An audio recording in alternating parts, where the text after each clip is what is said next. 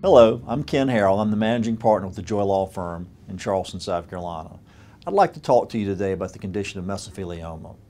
Millions of Americans have been exposed to asbestos in the past century, as the use of asbestos as a fire retardant insulator grew in popularity in industrial, manufacturing, and commercial industries.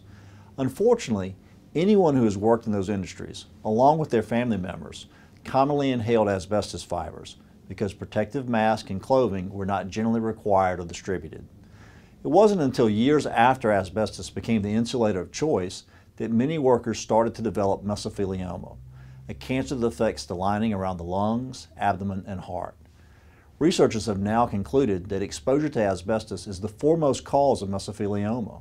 Mesothelioma cancer is generally caused by exposure to asbestos fibers, commonly used in shipyards, asbestos mines, asbestos mills, power plants, and oil refineries. However, there are many other ways that people were and still can be exposed to asbestos fibers, such as working in the construction or construction demolition industry. Many homes and office buildings still contain asbestos. Working in the auto industry, where brakes and clutch pads are made with asbestos.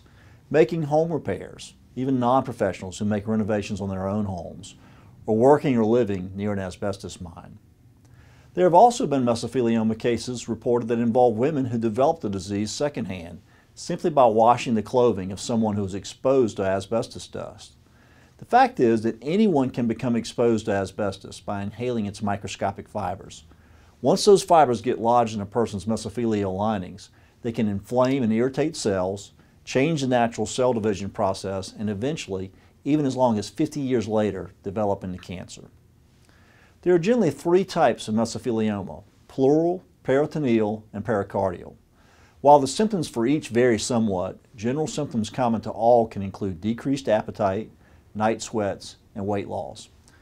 First is pleural mesothelioma.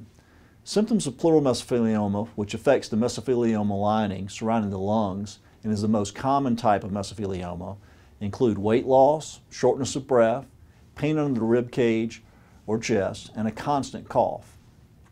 With peritoneal mesothelioma symptoms, which affects the mesothelial lining around the intestines or the abdomen, and is the second most common type of mesothelioma, common symptoms include abdominal swelling, weight loss, nausea, fever, bowel obstruction, anemia, mild or severe abdominal pain, and gastrointestinal issues such as diarrhea or constipation, and the formation of a tissue mass in the abdomen.